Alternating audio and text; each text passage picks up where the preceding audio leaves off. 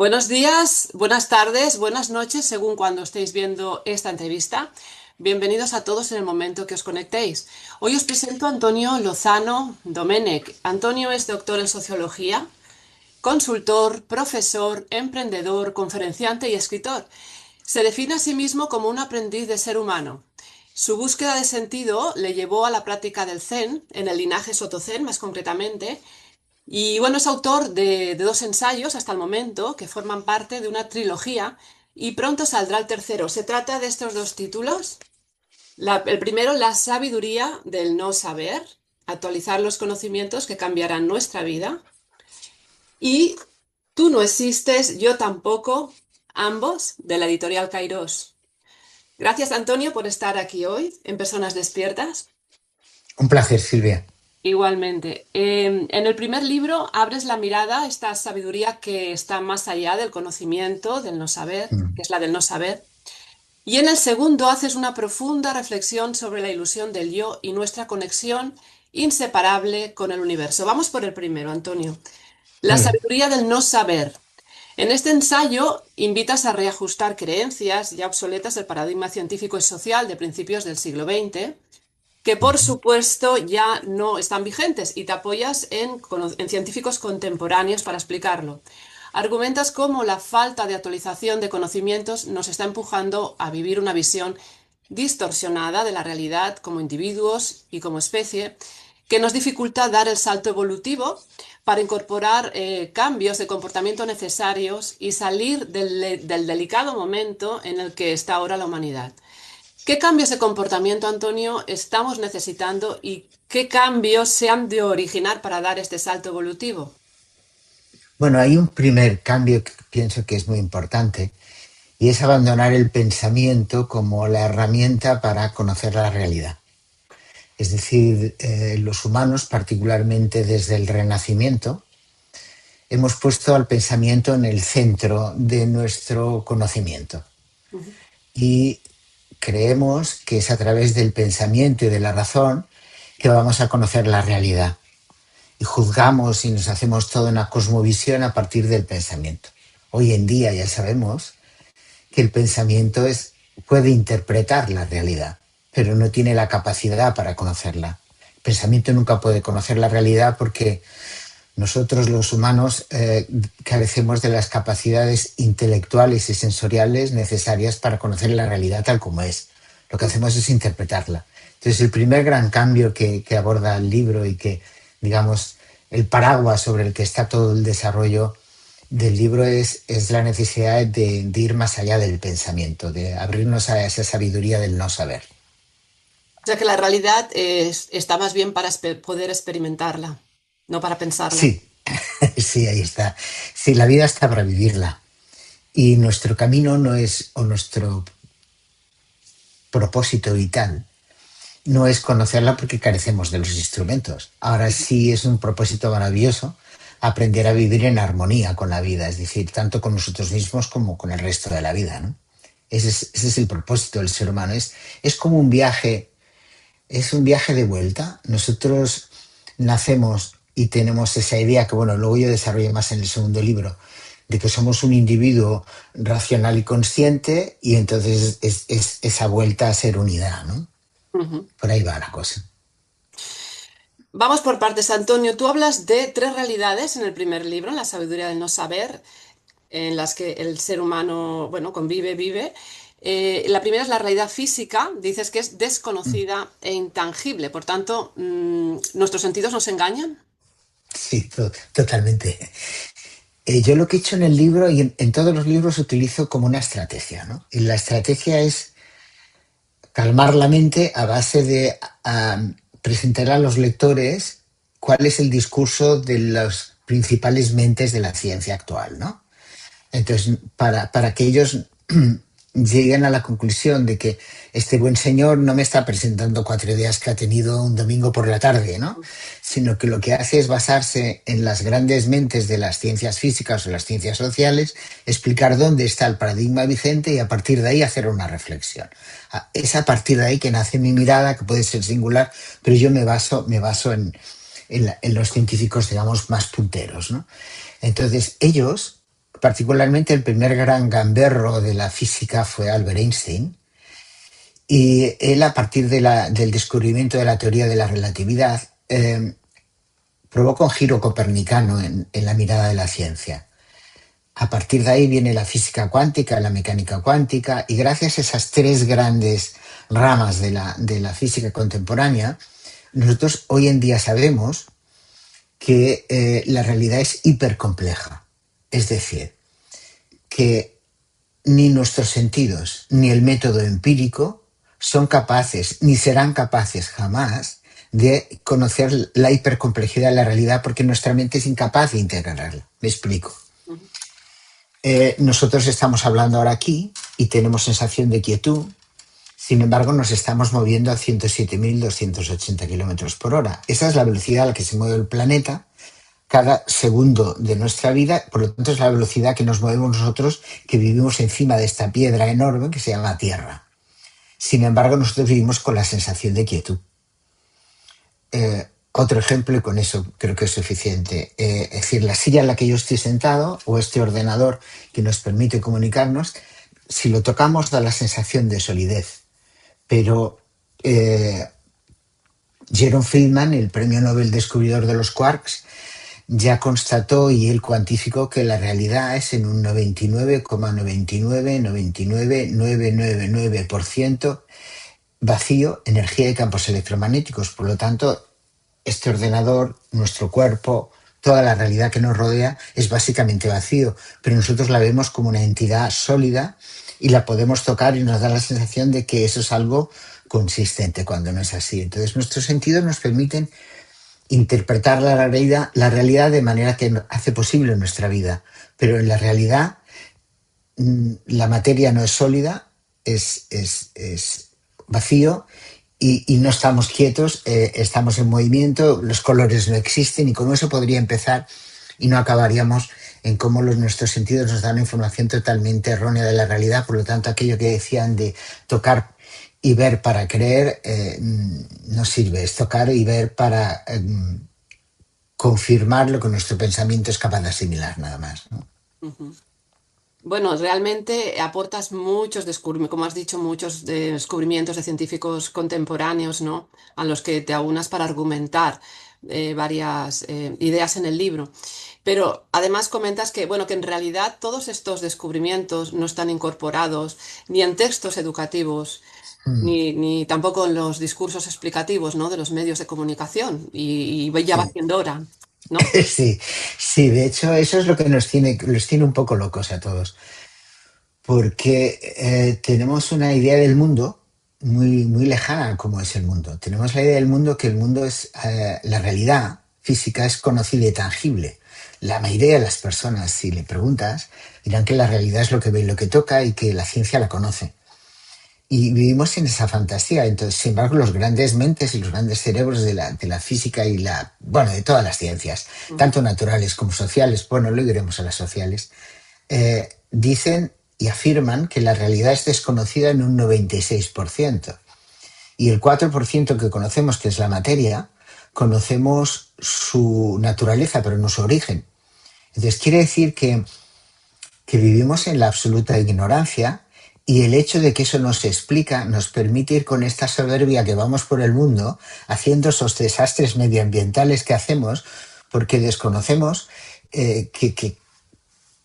cuál es el impacto, cuál es la realidad y cuál es la consistencia de esa realidad en la que vivimos, ¿no? Si nosotros fuéramos conscientes, o todo el mundo fuera consciente de la limitación de la ciencia humana, seríamos mucho más prudentes, por ejemplo, cuando ponemos una tecnología al servicio de la comunidad. Por ejemplo, yo que sé, a nadie se le ocurriría aprobar, a ningún gobierno del mundo se le ocurriría aprobar el fracking para obtener petróleo. En ningún caso se colocarían, con el 5G y el 6G se tendrían muchísimas más precauciones. Es decir, si las personas estuvieran informadas de que desconocemos las consecuencias de muchas de las tecnologías que utilizamos, las personas exigirían otras certezas. Pero como pensamos que alguien que va con bata blanca nos dice algo y pensamos que esa persona que va con bata blanca conoce de lo que está hablando, entonces nos confiamos y eso nos ha llevado hasta al punto en el que está nuestro mundo, en el que el peligro real que tiene nuestra especie es la autoextinción. Entre otras cosas porque nuestros comportamientos son como irresponsables y en gran parte son porque pensamos que el que está dictando normas o poniendo tecnologías sabe lo que hace, cuando no lo sabe. Y la gran ciencia lo reconoce. Entonces, por ahí va la cosa, ¿no? Entonces, es muy importante empezar a explicar en los libros eso. De hecho, los maestros, a mí hay una cosa que cuando ahora aparezca la cuarta edición de este libro, que por cierto lo prologa Gunther Pauli, Ujú. el prólogo será de Gunther Pauli, Enhorabuena. sí. Entonces, yo lo que aconsejo es que, y me ofrezco a eso, que los maestros, cuando entren el primer día en clase, lo primero que le digan a sus alumnos es que ellos no tienen ni idea. Es decir, que el conocimiento que tienen ellos de la realidad es el mismo que tiene la ciencia, que es rondando cero. Y que por lo tanto él lo que puede hacer es acompañar a sus alumnos a descubrir el misterio de la vida, Ujú. que no le puede transmitir certezas, sino que lo que le puede ayudar es a entender la maravilla y el misterio en el que vivimos todos y la gran suerte que significa encarnar en ser un ser humano en un mundo tan maravilloso como el que vivimos, ¿no? Pero que desconocemos, que lo desconocemos y que por tanto tenemos que ser muy humildes y es la manera también de recuperar el asombro y la humildad ante la vida, ¿no? Entonces todo eso se tendría que explicar, nuestra posición en el mundo sería diferente y entrarían muchos otros conocimientos para completar realmente la educación de un ser humano y de un niño, más allá del pensamiento que es muy limitado, ¿no? Y que nuestro conocimiento es absolutamente limitado, ¿no? Ujú. Ahora que comentas el tema del conocimiento ilimitado, del asombro, me gustaría hablar un poquito de la actitud del no saber, porque en realidad en el libro Ujú. hablas de la revolución del no sé, Mm. del no saber, del no sé, que ahora lo comentabas, porque en realidad es la actitud de, bueno, del aprendiz, del sabio, ¿no? Mm. Así un poquito más sintetizado, Mm. ¿qué representa esta revolución del no saber? Sí, sí, ser capaz de contestar no sé a la mayoría de las cosas que te pregunten Mm. y ser capaz de colocarte en el mundo de una manera más o menos continua, sabiendo que lo que estás mirando nadie sabe lo que es y lo que está sucediendo no conocemos los fundamentos. Es decir, es colocarte delante del mundo como un misterio, es aceptar en tu vida, en cada movimiento, en cada acto que hagas, que en realidad nuestra vida se da dentro de un misterio y que somos unos ignorantes en progreso. ¿Eso qué significa? Pues significa que yo voy a ser muy poco drástico y voy a defender con mucha suavidad mis convicciones, entre otras cosas porque no son mías. Yo en el libro argumento algo que tampoco está en el discurso común. Ningún ser humano hemos tenido un pensamiento propio a lo largo de nuestra vida, ni uno solo. Pero tampoco Descartes, ni Nietzsche, ni Platón, ni Aristóteles. Nosotros somos un continuo, somos un linaje. Pero ese continuo no es solo humano. Nosotros venimos de unos mamíferos que el primero apareció hace 200 millones de años y todo lo que nosotros pensamos, creemos, sentimos y podemos percibir es la consecuencia de un linaje. Por lo tanto, ninguno de nosotros tiene creencias propias ni pensamientos propios. Todo es aprendido de alguien, de algo o ese aprendizaje innato que llevamos dentro, esa inteligencia colectiva, ¿no? Que tienen todas las especies y nosotros tenemos. Entonces es colocarte con esa mentalidad del aprendiz y ser capaz de contemplar, es decir, ser capaz de mirar un árbol sin definirlo, Ujú. ser capaz de tener una conversación con alguien y escucharla sin juzgar mientras estás escuchando. Es entrar en esa vía de acercamiento a la vida, ¿no? Y a la realidad. Por Y ahí en va el la cosa. silencio, que también es muy importante. Hay un tema que te quería preguntar porque te conozco ya hace Mm. varios años, y sé que para ti, bueno, ha sido uno de los más interesantes, un motor fundamental, que es el tema del agua. La vida Mm. empieza en el agua. Sé que Mm. para ti el estudio, investigaciones sobre este tema y otros temas, pero sobre todo el agua, ha sido muy interesante, has tenido mucha afinidad, pero me gustaría, así, muy sintéticamente, ¿por Mm. qué? El estudio del agua para ti ha sido fundamental. Vale, Y bueno, ¿y qué nos puedes decir vale. de su Yo empecé comportamiento, en que sabemos que es de Sí, los más sí, misteriosos, como lo es. la Yo vida empecé en misma? el agua por una cuestión puramente funcional. Es decir, era consultor y profesor en una escuela de negocios y estaba harto de trabajar tanto y quería trabajar menos. Y Ujú. entonces pensé que la mejor manera de trabajar menos es montar un negocio.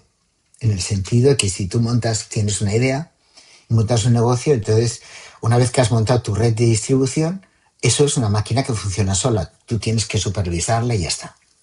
Entonces, en esa idea de tener tiempo para hacer cosas más interesantes que trabajar, junto con mi hermano Juan, pues vimos que el agua era un tema de futuro, ¿no? Y entramos en lo que era el tratamiento físico-químico del agua, pero como un puro negocio, sin más, ¿no? Un negocio que nos permitiera vivir y trabajar menos y tener tiempo para meditar, para no hacer nada, que es absolutamente útil. Y nada, empezamos en el agua y entonces pues nada, pues conseguí la distribución para España de una ingeniería norteamericana, distribución exclusiva para España de una ingeniería norteamericana muy sostenible, muy buena, bueno, tal. Y empecé en el agua así.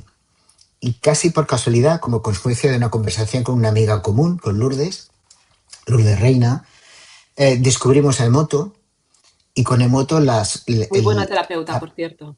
Mm. sí, muy buena terapeuta, digamos la parte sutil del agua y a partir de ahí nace el enamoramiento y la fascinación delante del agua y descubro, después de haber conocido todos los aspectos más ingenieriles o físico-químicos, la sofisticación y la complejidad del agua y es cuando llegas a entender por qué el agua es capaz de sostener la vida, ¿no? El agua es el elemento más complejo que hay sobre la superficie, bajo la superficie de la Tierra.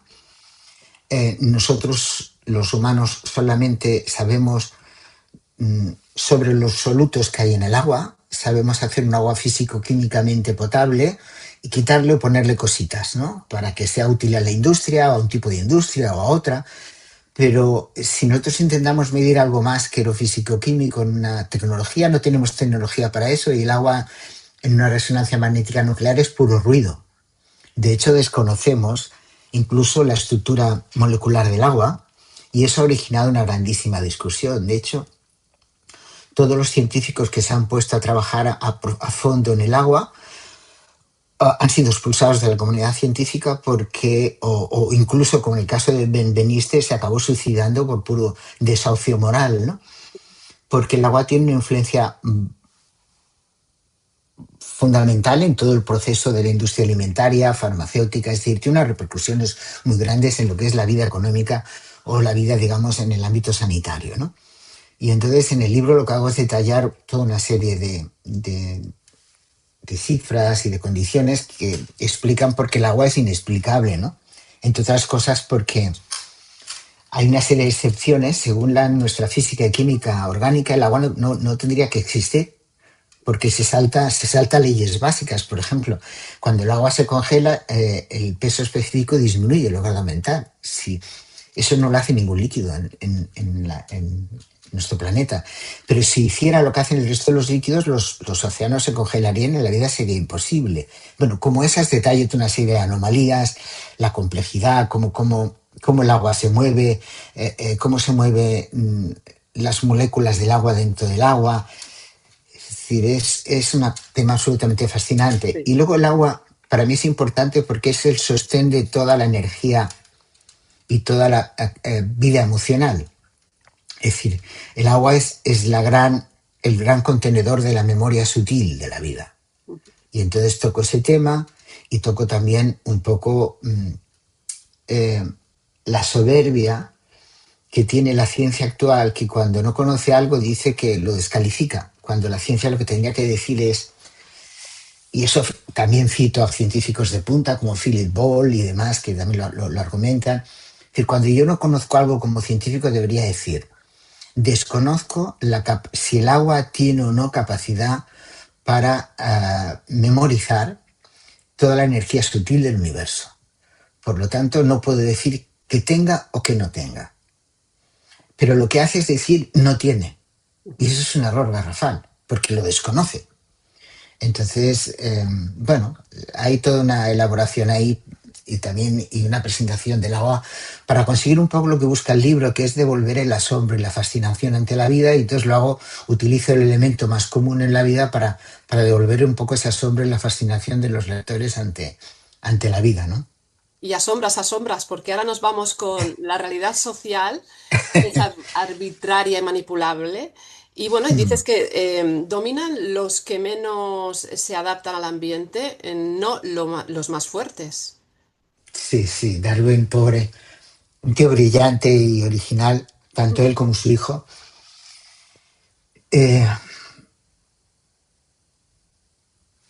Hay una teoría que es la que está explicándose en las escuelas, volvemos a lo mismo de antes, Silvia. Mm. En las escuelas se sigue explicando que, y en los documentales de la naturaleza se sigue explicando que el más fuerte No es adaptan el el que discurso. domina. Mm. Sí, y ese es el discurso que se ha comprado a nivel económico y a nivel social. Es un discurso que triunfa porque justificó la época en la que sale Darwin, que Darwin plantea sus teorías, era la época de la Inglaterra victoriana.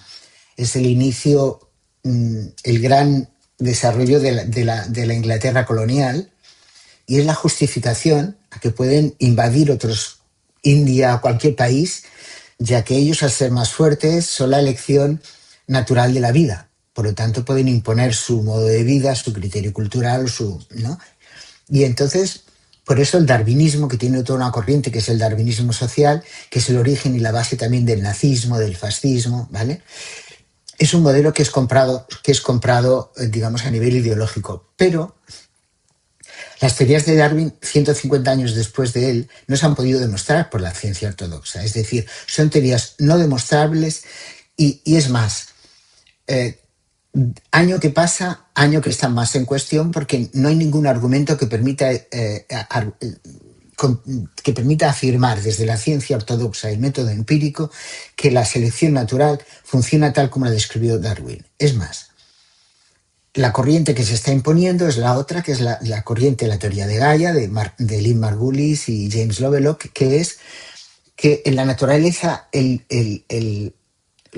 digamos, los individuos evolucionan en función de su capacidad de colaborar con otros, no de dominarlos, sino de colaborar. Y de hecho nuestra especie nace gracias, o toda la vida en el planeta, nace gracias a que unas células de unos organismos unicelulares, que son las células procariotas, hagan simbiosis con otras células, las arqueas, y generen células eucariotas, y a partir de ahí se va complejizando la vida. Es decir, la vida orgánica nace de la simbiosis, de la colaboración, y todo el desarrollo de la vida nace de ahí. Y toda la evolución se basa en organismos que saben colaborar y hacerse más complejos y más complejos. Entonces hago todo un desarrollo. Entonces, la base no es el dominio, es la colaboración. Ujú. Y nosotros somos descendientes del sapiens sapiens, que era el homínido más canijo de todos los que había. Los neandertales eran mucho más grandes que nosotros, más resistentes al frío, pero nosotros perduramos porque éramos capaces de tener un mayor mundo simbólico y por tanto de colaborar en comunidades mayores, los que nos permitía sobrevivir a condiciones más duras. Y además ponernos de acuerdo en aventuras y retos más complejos. Entonces es la colaboración y no el dominio la base de la evolución, tanto humana como del resto de la vida en el planeta, y la base de cómo funciona la vida es colaborar, Está claro no que, dominar. mm, está claro que seguimos los patrones de la naturaleza, siempre nos va a ir mejor y de hecho tendría que ser así, ¿no? Tendemos a, bueno, los que somos más positivos, por así decirlo, a que surja una nueva humanidad, además es bastante necesario y sobre todo uno de los primeros criterios es que siga los patrones de esta naturaleza, ¿no? Que es la que nos guía. Hay un tema que tengo que hacerte sí o sí también dentro de esta realidad y que además quiero ligarlo con la inteligencia espiritual. Y es que no sé si estamos empezando a entregar a la tecnología nuestra capacidad de decisión, ¿no? Y que el tema tecnológico, la inteligencia artificial, va a ser más tecnológico que espiritual, ¿no? No sé si está la inteligencia artificial destruyendo el viaje interior de alguna manera. El tercer libro que saldrá el año que viene, también por Kairos, Ujú, Se llamará Los algoritmos de la vida, y lo que hace es buen título. trabajar, de hecho se llaman los algoritmos de la vida, de la inteligencia del universo a la inteligencia artificial. Ujú, Entonces lo que hago es explicar cómo funciona la inteligencia del universo, es decir, la que hace que funcionen las galaxias, los sistemas solares, eh, toda la vida, los agujeros negros, la energía oscura, la materia oscura.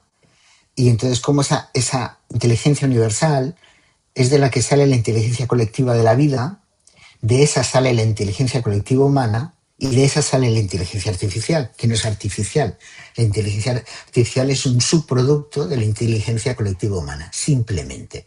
Pero es tan humana como un pan o una mesa. La artificial no tiene nada. Y bueno, la inteligencia artificial es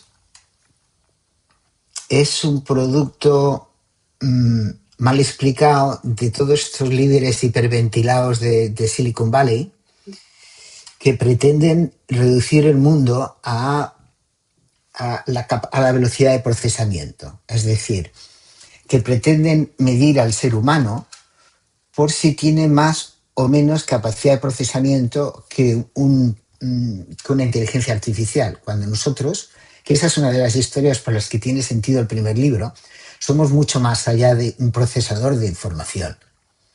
La inteligencia artificial sin duda podrá procesar información más rápido que nosotros, claro, pero eso tampoco tiene mérito. Un Fórmula 1 tampoco nos sustituye, va más deprisa que nosotros. Es una cuestión, lo que hace la inteligencia artificial es una mala copia del ser humano, pero como puede combinar muchas cosas muy deprisa, nos puede servir y nos puede ser muy útil para evitar tareas rutinarias o para procesos repetitivos.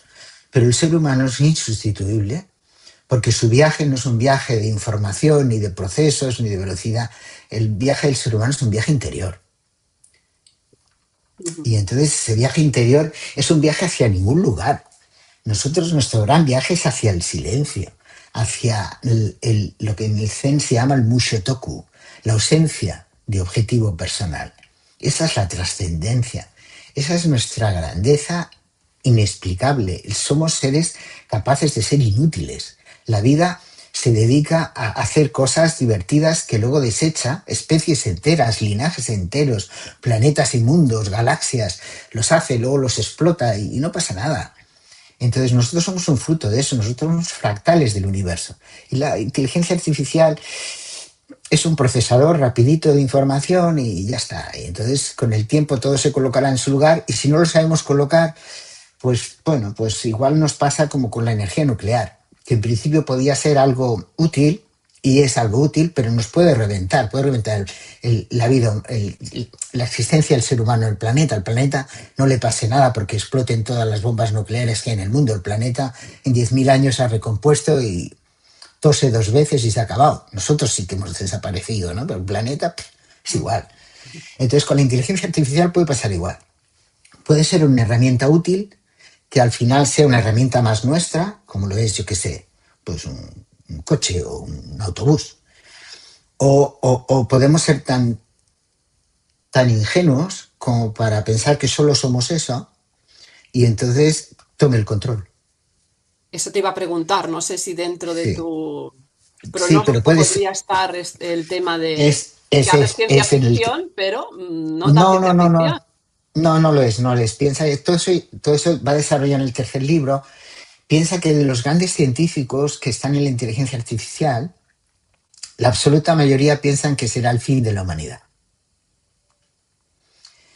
Y solo hay una manera de que no lo sea, y es integrar la inteligencia del universo, la inteligencia colectiva de la vida, la inteligencia artificial. Es la única opción para que no lo sea. Pero de los grandes, estoy hablando de los grandes científicos que han sido los pioneros en IA. No estoy hablando de moralistas ni de... No, no, no, no, no, no. Las grandes figuras Sí, de sí, la IA biológico, sí. sí, sí, tienen un pronóstico muy, muy pesimista de lo que puede pasar con la inteligencia artificial. Y entonces lo que hago en el tercer libro es desarrollar cuál puede ser el futuro según los datos del pasado y del presente y cuál puede ser el futuro si integramos las tres inteligencias. Si las integramos, perfecto.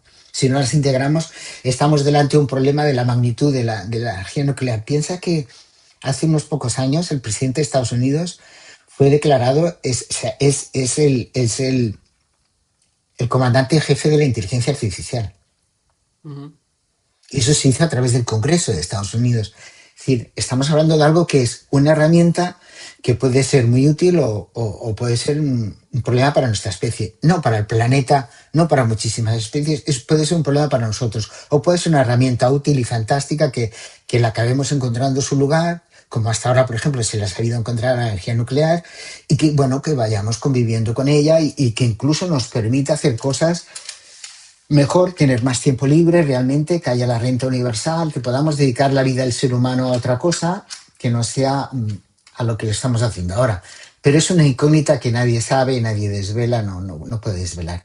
Y yo por eso lo que he hecho en realidad la trilogía lo que hace es, el primero es la sabiduría en no saber, es vivir el misterio. El segundo libro que hablaremos luego es vivir la unidad, porque no somos un individuo, somos unidad. Y el tercero es vivir la totalidad, porque hay una inteligencia que es la que rige todo esto, es la inteligencia del universo, la inteligencia colectiva de la vida. Entonces es recolocar cuál es nuestro papel y cuál es nuestro rol dentro de este magnífico escenario en el que estamos. Nuestro rol es muy, muy, muy, muy, muy pequeñito. Mm. Es muy chiquitín. Y desde luego no es un rol entendedor. Nosotros, por eso yo pongo algunos datos en plan, es decir, el universo tiene 95.000 millones de años luz. El viaje más largo tripulado que ha hecho la humanidad es 2 segundos luz. Ahí va la cosa. Ujú. Entonces, nos tenemos que colocar ahí y luego disfrutar y disfrutar y disfrutar porque es una suerte y una oportunidad que nos la perdemos porque como nos creemos que somos no sé cuánta cosa, pues vivimos estresados y confundidos Somos y una eso mota nos de polvo, ¿no? En dificulta. el universo, desde Sí, luego. nos dificulta llegar a la plenitud vital porque nos estamos ocupando de cosas que no son nuestras grandezas. Y nuestras grandezas, que son muchas, las tenemos olvidadas. Entonces, bueno, pues un poco los libros lo que hacen es, a través de una explicación científica, devolvernos un poco, invitarnos a realmente habitar lo que somos, en vez de esas fantasías grandilocuentes, que son además bastante grises, bastante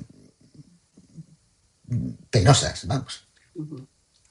Para y Me iba a va. aventurar para preguntarte sobre el futuro económico, que dices que es impredecible, pero creo que lo voy a dejar a Mm, los lectores Pero vale. bueno, si quieres apuntarnos algunas líneas. Bueno, el hecho de que Sí. Gunter Pauli prologue la cuarta edición es porque para mí, yo creo mucho en el ser humano. Es decir, creo que somos un animal. O sea, nuestra desaparición, pienso de verdad, que sería una pena, porque somos un bicho con unos potenciales enormes. Mm. Y que si aprendemos a vivir No de somos una manera, conscientes del potencial, no, desde luego. sí, si aprendemos a vivir de una manera sostenible, entonces el juego se amplía, ¿no? Se amplía mucho. Y por eso le pedí a Gunter Pauli, y Gunter Pauli hace tus entradas, pero para mí es una de las personalidades que desde la teoría y desde la práctica de él, tanto no solo como conferenciante, sino como empresario, ha demostrado que eso es posible, ¿no? Con la cantidad de proyectos que ha iniciado, que ha comenzado con éxito dentro de ese ámbito de ese futuro económico sostenible. Entonces, si vamos por ese camino, vamos bien. Y entonces lo que hago es argumentar un poco qué evolución ha hecho la economía de ser sostenible a ser insostenible, de ser predecible a ser impredecible, y cómo reconducir todo eso y qué corrientes están apareciendo para que eso se pueda reconducir. Y una de ellas, y uno de los personajes fundamentales, es la economía azul y Gunter Pauli, ¿no? Ujú. Vale. Bueno, te emplazo una entrevista otra entrevista cuando salga este tercer libro. Entonces, y hablaremos de este ensayo, el que cierra la trilogía, digamos. Vamos a pasar a la tercera realidad, la individual, que dices que es Hmm, emocional y no consciente. Dices, somos seres no racionales, sino hmm, emocionales. Emociones e inconscientes son los principales activadores de nuestro comportamiento. sí. Eh, Y de ahí vamos a pasar a un tema muy, muy polémico. me lo presiento. Sí. Sí, sí, me lo Que presiento. estamos un poco en desacuerdo, ya lo hemos Me hablado parece, una vez. me Pero parece, me vamos, parece muy vamos, bien. con eso. El desacuerdo es muy humano y es muy hermoso. Bueno, una de las suertes que tenemos las personas que vivimos en este momento de la historia es que sabemos que no sabemos y sabemos algunas cositas más, las dos cosas. Es decir, ahora ya sabemos que es imposible conocer la realidad, teoría de relatividad, física cuántica, es decir, nuestro cerebro es incapaz de asumir eso y por el método empírico nosotros no podemos trabajar con algo menor que el átomo. El método empírico era perfecto para todo lo que es la física newtoniana, lo mayor del átomo y lo menor del átomo hasta un grado, pero luego hay cosas que es que nuestra mente es incapaz de integrar, que existan universos paralelos o que realmente lo que nos rodea sea vacío, energía y campos electromagnéticos, ¿no? Entonces, eso por un lado. Pero luego hay algunas pequeñas cositas que antes no sabíamos y sí sabemos, que las ha aportado en particular las ciencias naturales o la neurociencia. Dentro de esas cositas que hemos aprendido está que ahora sabemos cómo funciona el cerebro, cómo funcionan algunas cosas del cerebro, porque el cerebro es un gran desconocido. El cerebro no tenemos un mapa de los trocitos que hay, de las piezas, del Lego, que es el cerebro. Y sabemos que se activa, que no se activa en cada momento, todo eso sí lo sabemos. Pero un funcionamiento integral del cerebro se desconoce, ¿vale? Y entonces sí sabemos que el 95% del tiempo nuestro cerebro está trabajando en modo no consciente. Es decir, está elaborando predicciones en un automatismo. Eso ya lo sabe la ciencia. Entonces, hoy en día, desde un discurso científico, no es correcto, o sea, es falso afirmar que nuestro cerebro esté juzgando y pensando la vida y que estemos en modo racional o en modo consciente todo el día, sino que estamos un 5%. De ese 5%, si le sumamos que todo el aprendizaje, toda la columna, los pilares de nuestra personalidad, nuestras creencias, los hemos aprendido antes de los 6 años, en el que todavía no tenemos ni uso de razón, es decir, los hemos aprendido, nos han imprimido a fuego creencias y pensamientos que hemos comprado como nuestros cuando aún no teníamos criterio para contrastar.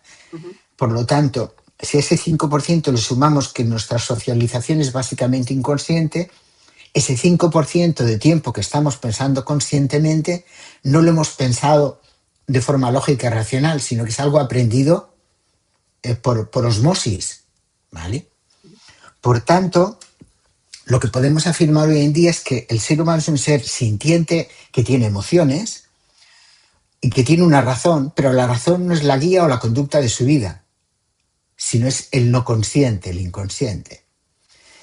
Eso por un lado. Entonces, luego, ¿qué hago en el libro? Empiezo a detallar cuál es nuestra vida en realidad, porque es que el ser humano nos contamos unas macanas, unas historias y las cosas importantes no utilizamos la pelota para elaborar, es decir, utilizamos la cabeza para el cálculo de la hipoteca, para, yo qué sé, para hacer puentes o construir maquinaria, pero para las cosas fundamentales de la vida no utilizamos la cabeza. No, por ejemplo, no solemos hacernos preguntas relevantes de decir, oye, ¿cómo decidí yo casarme con este señor o esta señora? ¿Qué fue lo que me motivó? Yo hice un análisis de amenazas y oportunidades, o conocí en profundidad todas las creencias de esta persona, revisé su biografía, hice no sé qué, conocí a su familia, su linaje.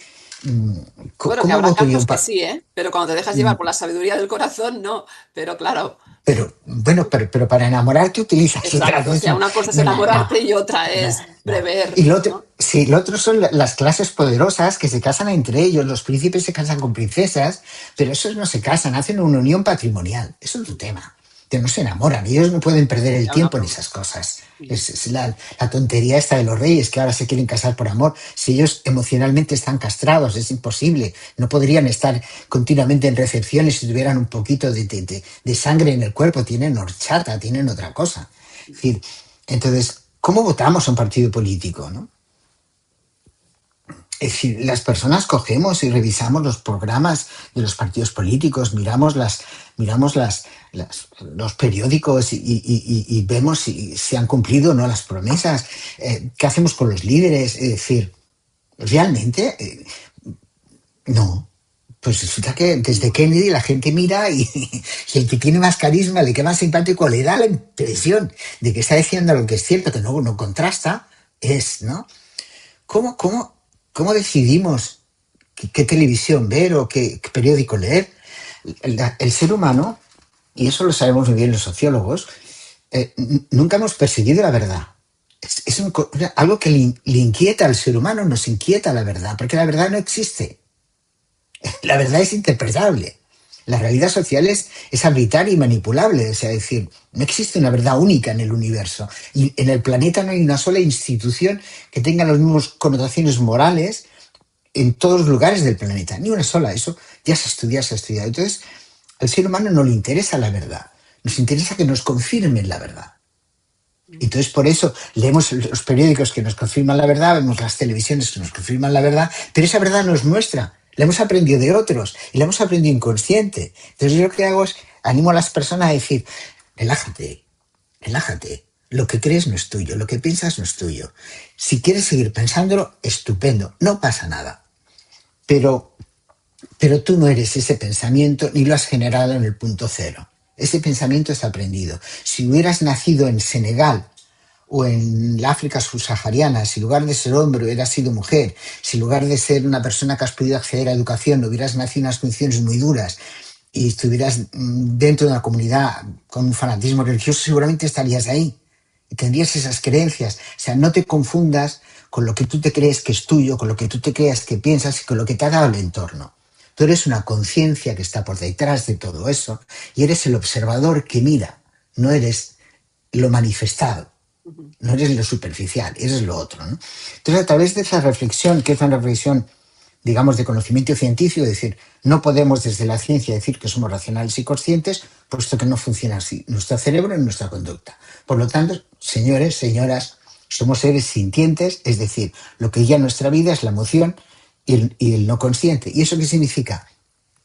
Cambia muchas cosas de cómo podemos socializar, cómo educar, la enorme responsabilidad que significa ser padre y madre, que la gente tiene niños porque le hace ilusión, pero es una responsabilidad brutal, porque vas a pasarle una cantidad de condicionamientos de manera no consciente a tu descendencia. Y genéticos también, Que ahora, porque se heredan sí, patrones. genéticos o genéticos, que ahora que ya lo sabemos, ya no podemos hacerlo de cualquier manera. No, es que lo que importa es que yo lo quiera. ¿Que lo quieras para qué? ¿Y a qué mundo lo traes? Entonces, todo eso cambia mucho la realidad personal, el saber que la realidad es así y qué es lo que ya define la ciencia. Por lo tanto, cualquier otra definición sería de café. Es decir, valen para conversaciones de café, pero no pueden ser argumentadas diciendo, no, es que esto es así. Podemos decir es así porque yo lo digo, pero no puedo decir es así y tengo unos fundamentos científicos. Los fundamentos científicos nos dicen que la vida, que el ser humano es no racional y no consciente. Y entonces a partir de ahí, cada uno llevamos la vida que queramos, faltaría más, ¿no? Y el tema ese que querías comentar. Sí, el tema que es Sí. investigado, yo creo, desde que el ser humano ha empezado a ser pensante, consciente y por diversas ciencias, dogmas religiosos, movimientos espirituales, ¿no? Que es el libre albedrío.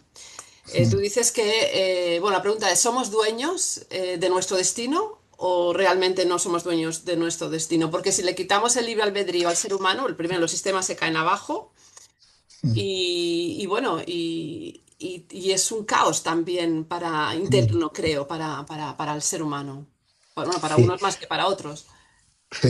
Bueno, lo bueno es que yo en el libro siempre, o sea, no es lo que yo opine, lo importante, sino lo que yo hago es ver qué dicen las grandes mentes. Y luego pongo mi mirada gamberra particular para atravesar todo eso con una mirada a la realidad. Pero no es lo que yo digo en ningún caso, tampoco es lo que yo digo en el racional, el consciente, cito a las mentes punteras ahora mismo. Y aquí vuelvo a lo mismo. Un catedrático de la Universidad de California, Benjamin Libet, fue el primero que dijo, bueno, no está claro esto de que seamos hojas en blanco. Es decir, ya ha habido toda una serie de sociólogos que han hecho estudios antes de Benjamin Libet, antes de finales del siglo pasado, en el que no se veía lógica en por qué la población de presos en Estados Unidos o en la Unión Europea está concentrada en un determinado estrato social. ¿Por qué la esperanza de vida, cuidado, a hoy en día varía casi 10 años de media en según qué barrios de Barcelona o Madrid? Es así, no sabía. Es así. Pero hay cantidad de estudios, me refiero, y hechos por gente de todos los pelajes, además de estudios oficiales, y como eso podríamos no acabar o decir. Es decir, ya había una duda por todos los datos sociales que habían sido analizados de una manera, digamos, objetiva, científica, de que había como una serie de sesgos muy, muy brutales, ¿no? Bueno, las mujeres habéis vivido la manipulación a lo más de lo que se ha llegado a decir vosotras desde que teníais un cerebro más pequeño, que junto con los animales no teníais voluntad propia. Bueno, lo que ha dicho el darwinismo de las mujeres, bueno, lo que ha dicho la Iglesia Católica, que son verdaderas una colección de barbaridades. Bueno, de hecho siguen diciéndolas, pero ahora ya no dicen tantas porque no pueden, ¿no? Igual que no quema gente porque no les dejan, no porque no les gustaría, ¿no? Entonces, había un discurso social. Entonces, Benjamin Libet dijo, vamos a ver neurológicamente si eso es así. Y empezaron con unas pruebas muy rudimentarias, ¿no? Pero hubo una gran sorpresa. Y empezó, digamos, todo el trabajo científico desde la neurología de ver si el cerebro realmente es quien comanda y el que realmente inicia un proceso de decisión. Resulta que no, que el cerebro es el último que se entera de lo que hacemos. La medición está en que tarda como unas 2 milésimas de segundo más tarde que cualquier cosa es cuando el cerebro se entera que algo ha sucedido. Uy. Sorpresa. Entonces, eso Claro, inició todo un movimiento y se han hecho centenares de estudios en las universidades más prestigiosas del mundo, buscando mucha gente como locos demostrar el libre albedrío, porque el libre albedrío conforma todo el sistema de mérito y culpa sobre el que está puesto todo nuestro sistema jurídico y todo nuestro sistema social. Es decir, es la fantasía esta de que de que todo es posible, de que si cualquiera puede ser presidente de Estados Unidos. Estados Unidos encarna como ningún otro país la falacia del libre albedrío. Son los reyes de esta fantasía animada de ayer y hoy, ¿no? Entonces, se han hecho cientos de estudios en universidades y algunos de ellos buscándolo porque partían desde... Es decir, es el gran invento del movimiento liberal, en concreto del movimiento neoliberal, el libre albedrío, ¿no? Y no se ha podido demostrar en ni uno solo. En ni uno solo. Es decir, que en todos ellos se ha demostrado la esencia del libre albedrío. Eso no quita todo el tema de responsabilidad social. Es decir, Einstein, que no creía en el libre albedrío porque en el universo no hay nada independiente, no hay un planeta que funcione solo, una galaxia que vaya por su cuenta. En el universo todo está entrelazado. Consonancia, sí. Sí, es decir, el libre albedrío solo existe dentro de la mente humana, que somos capaces de imaginar cualquier cosa, como el nazismo, como el fascismo, como Trump, como tantas cosas que solamente caben, son disfunciones que solo caben en la mente humana. Pero en el universo no hay nada individual, no hay nada independiente, no existe eso. Entonces, si no existe en todo el universo, ¿cómo va a existir para la especie humana? No hay ninguna especie que tenga libre albedrío, ni una sola. Pero tampoco ningún gato tiene libre albedrío, porque él es el origen, él es el continuo de una línea, y él va a estar todavía más condicionado. Entonces, pero nosotros, que somos un animal basado en el pensamiento y por lo tanto que podemos explicarnos lo que nos dé la gana, porque la palabra lo sostiene todo, decimos que en el universo no hay nada con libre albedrío, pero nosotros sí. Y entonces renunciamos a nuestra grandeza. Dejamos de ser vida en mayúsculas para ser nuestra vida en minúsculas. Pero además lo hacemos de espaldas a la ciencia. Porque ningún científico, ninguno de punta, no solo neurocientífico, sino tampoco en ciencias sociales, además, se puede atrever hoy en día a afirmar que el libre albedrío exista. Pero sigue estando ahí, porque significa un vértigo enorme. Y es el siguiente. A todos los seres, por cierto, todos los seres iluminados, todos, el libre albedrío tiene muy claro que no existe, ¿vale? Otra cosa es la gente que, es decir, la New Age, pero de Buda, Cristo, es igual, la corriente hindú, la corriente budista, incluso el cristianismo originario, ni se le Estaban ocurre hablar del predestinadas libre sus vidas, albedrío. sí. Entonces, claro, si nosotros, fíjate tú que eso es brutal, el segundo libro está puesto ahí entero, no en libre albedrío, sino en que somos unidad. Nosotros somos una expresión singular de la vida. Si somos una expresión singular de la vida, somos un fractal, somos un universo. Entonces la decisión, aparte de que no podemos sostenerlo científicamente el tema, es decidir si quiero ser una expresión singular de la vida o quiero ser un trocito de pensamiento que Exacto. tiene 200 años de historia y que no lo puede sostener ninguna cátedra un poco seria en nuestro mundo actual. Entonces, que es todo el desarrollo que viene en el segundo libro también, que es nuestra opción es abrazar la vida, es leerla, aceptarla y luego utilizar nuestros dones y nuestra inteligencia para surfearla, como un surfista, ¿no? Que entra en la playa y entonces coge su tabla y en función de cómo son las olas, la surfea. Y nosotros somos el instrumento que tiene la vida, en mayúsculas, para conocerse. Somos el instrumento de la conciencia cósmica o de la conciencia universal para profundizar en sí misma. Y entonces, a través de las millones y miles de millones de experiencias singulares, la conciencia se puede conocer. Entonces, bueno, renunciar a ser conciencia universal para ser Pepito Pérez es perderse mucha cosa. Pero luego lo que yo voy en el libro es, aparte de hacer una discusión ideológica o de creencias, es decir, mira, desde la ciencia el libre albedrío no se puede sostener. Luego haz lo que quieras, no pasa nada. Sigue creyéndolo porque te dé mucho vértigo. Pero que sepas que es algo que tú defiendes, pero no defiende nadie serio. Ujú. Bueno, otro de los misterios, como tú dices, que no puede ser desentrañado por el pensamiento humano, solo lo podemos experimentar. Vamos a dejar también que los lectores experimenten a través de la lectura todo el conocimiento que depositas, argumentaciones, descubrimientos. Y vamos a pasar, si te parece, al segundo ensayo. Tú no existes Vale, tampoco, comentar un poco por vale. encima, porque en este libro también nos acompañas a descubrir cuatro espejismos en este segundo ensayo que están, sí que en realidad seamos conscientes, ¿no? De ellos, están todos nosotros, que en un inicio, dices, disminuyen nuestra incertidumbre, pero en realidad son una plataforma que nos dirige hacia el desastre vital. En realidad, el libro es como una especie de llamada de conciencia para sacudirnos, ¿no? Que reaccionemos, Sí, que despertemos. sí. Un libro para reconectarnos con el milagro de lo que realmente somos y que desconocemos, ¿no? Sí, la primera historia es, este libro es un libro más práctico, más transformador. Yo le quise llamar, de hecho, en la traducción, eh, ahora entré a formar parte de una agencia literaria de Sandra Bruna Ujú, y cuando le he propuesto el libro, esto es en inglés, el título que le he dado es Manual para el Decrecimiento Personal. ujú. Es decir, y es un movimiento, incluso la web, ahora la he tocado, y ya hablo ahí como una parte en la home, que es el decrecimiento personal.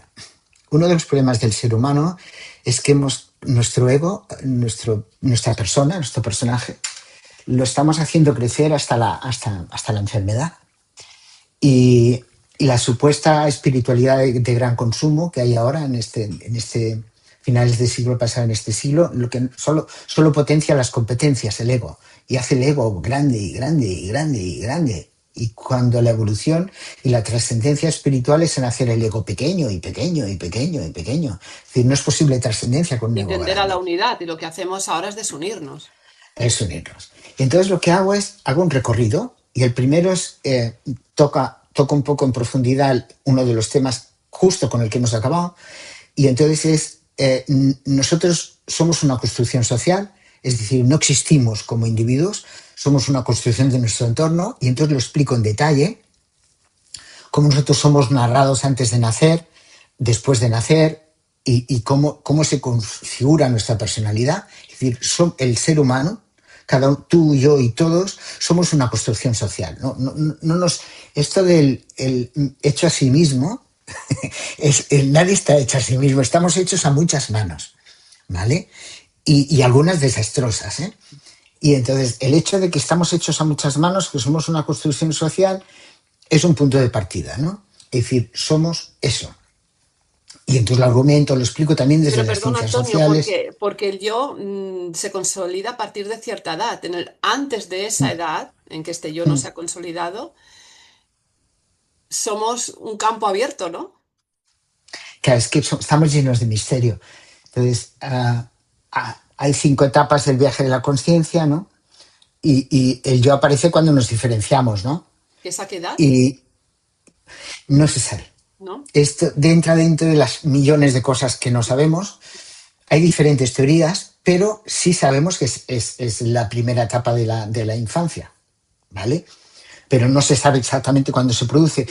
La teoría, digamos, lo dominante es, hay un momento en que tenemos suficiente memoria de lo vivido y de nuestro cuerpo y una suficiente conexión de las neuronas como para tener una percepción de todo eso que nos está sucediendo a nivel de nuestro cuerpo y nuestros hechos vividos, como que ¡pum!, nos diferenciamos, pero no se sabe exactamente el mecanismo tampoco.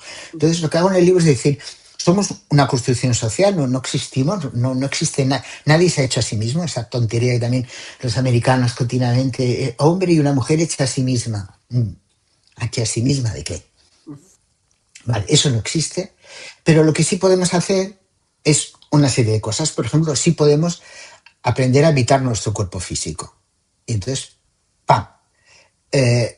Lo que hago es doy las pautas de cómo habitar el cuerpo físico. Otro espejismo que no puede ser, bueno, nosotros no controlamos nuestro destino, pero sí podemos aprender a habitar nuestras emociones. Patapam. Y el otro espejismo es, bueno, es el camino espiritual, ¿no? Y decir qué es la trascendencia y cuál es, y cómo también el camino espiritual es algo que ocurre más allá de la mente, de nuestros pensamientos y nuestra intención. Cuando hay intención no hay espiritualidad, cuando hay intención hay pensamientos, es astral, es un mundo fenoménico. Entonces lo que hago es desarrollo la complejidad y entonces lo que hago es devolver lo que realmente somos. Nosotros somos expresiones singulares de la vida, pero que como humanos, como seres individuales que viven una experiencia vital, si ponemos el foco en cómo habitar nuestro cuerpo, en lo que realmente podemos hacer, en cómo habitar las emociones y entender el camino espiritual como un camino de trascendencia más allá de nuestro yo personal, es cuando realmente podemos realizar los potenciales que tenemos. Pero, sin embargo, toda la educación e incluso la espiritualidad de gran consumo nos está llevando a estas busca tu Distracciones. propósito, pon tu intención, es decir, al ego, y a darnos habilidades para que el ego sea cada vez más grande y para que nos preocupe más si hemos sido en otra vida no sé qué, que Por lo eso que digo, vamos son a... distracciones de lo que es realmente importante, ¿no? Exacto, exacto. Mm. Por ahí va, por ahí va. Bueno, dicho por los grandes místicos de toda la época, ahora que hablamos del tema de la trascendencia, es que cuando calmas la mente, el corazón se abre. Y tú que has practicado la meditación Zen, sabes mucho de este tema, ¿no? Sí, y de hecho hasta la neurociencia sabe que cuando el corazón palpita el cerebro calla. Eso lo sabemos ahora. Mm, ujú, Nazaret Castellanos lo explica hasta el agotamiento. mm. La mujer en su esfuerzo de descubrir, porque ella está haciendo un trabajo también magnífico para abrir mentes, ¿no? La Entonces, ahora ya neurona. sabemos que cuando el corazón pulsa, el cerebro calla esperando a ver, porque este es nuestro gran cerebro, ¿eh? Aunque tenga muchas menos neuronas que este, porque este tiene que regir todo el funcionamiento automático del cuerpo. Todos eso en los diferentes libros lo explico, ¿no?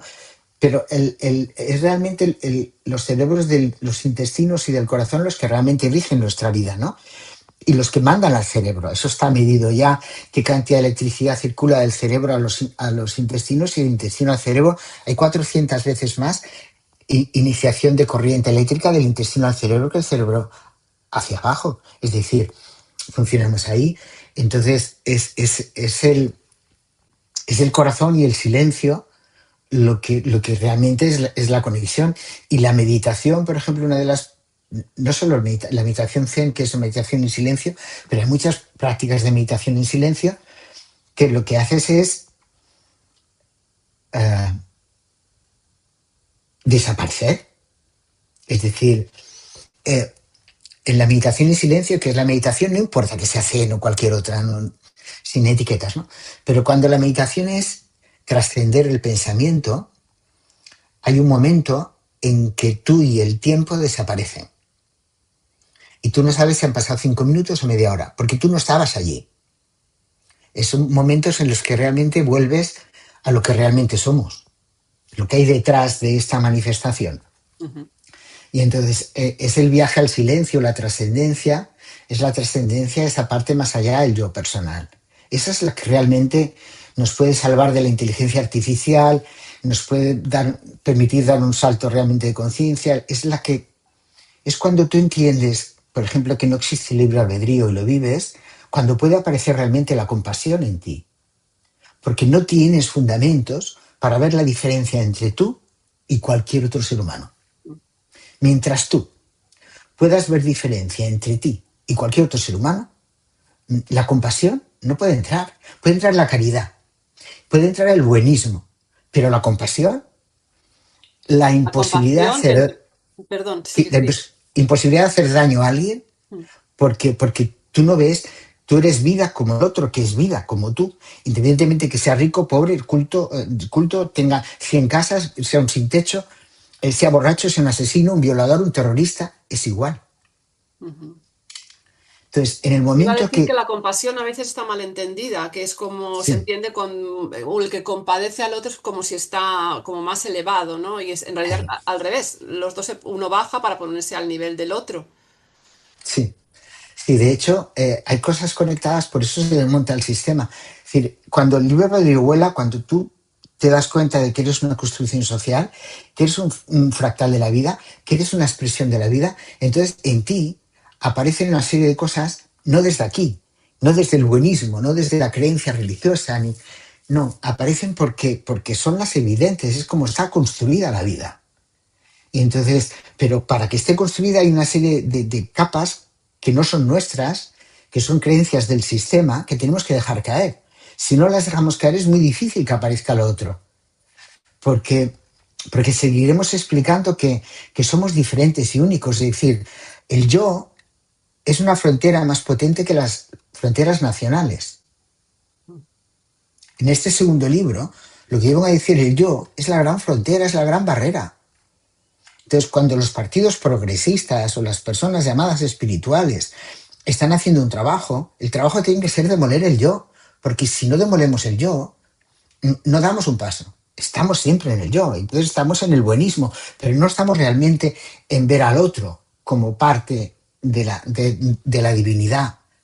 No podemos vernos como divinidad mientras nos veamos como un yo.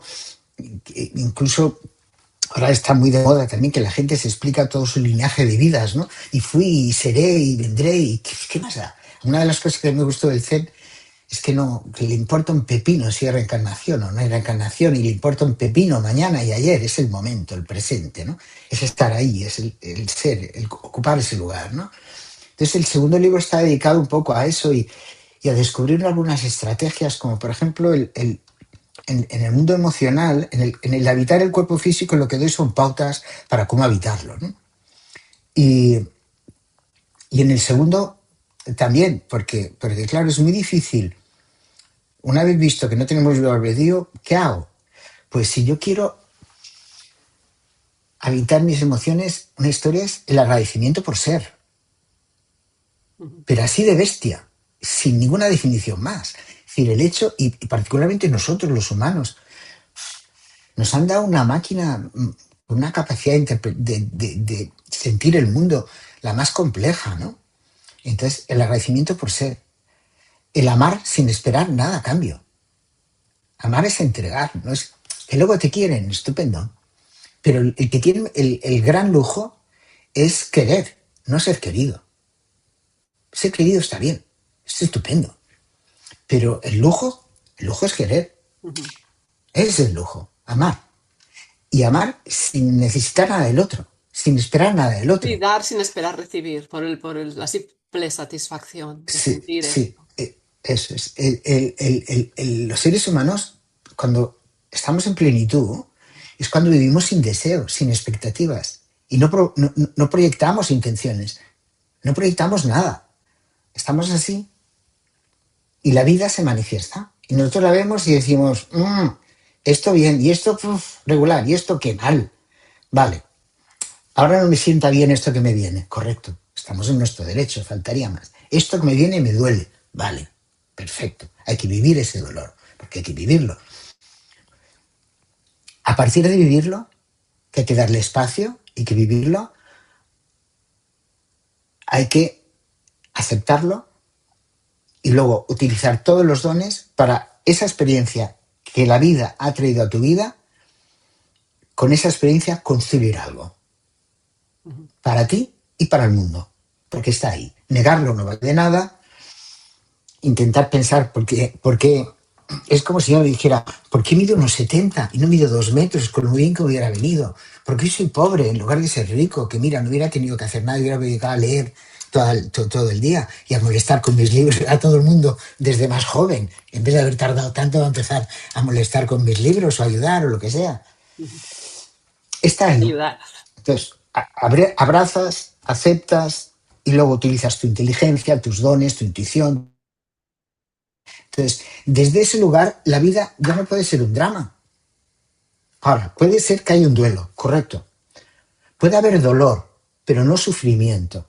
Porque el dolor es parte constitucional de la vida. Yo el otro día estaba sentado en meditación y me hice daño en la rodilla izquierda. Pues tendré la rodilla fastidiada una serie de días. Bueno, es parte, el dolor es parte de la vida.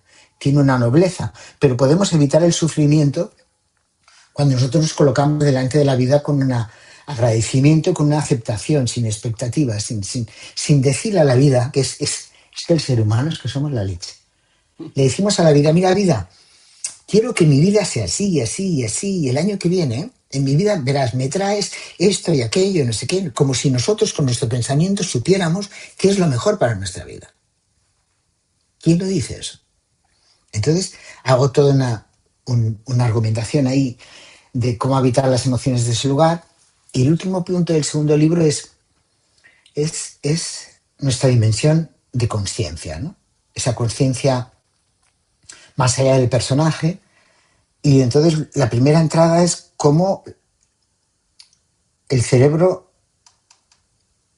es incapaz de contactar con la conciencia, cómo el cerebro es un instrumento no válido para llegar a la cuestión no relevante, ¿no? Y entonces a través de ahí una serie de cosas, obviamente, que se caen, ¿no? Y cómo el camino espiritual es un camino de trascendencia, de ir más allá de ti y de no pedir nada para ti. Cuando estás haciendo una práctica que califican de espiritual y se está buscando algo para ti, eso no es espiritual, eso es bienestar personal, que está muy bien, está muy bien. Para muchas personas es la primera etapa. Hay una etapa de salvajismo, es decir, solo existe lo que veo y lo que toco.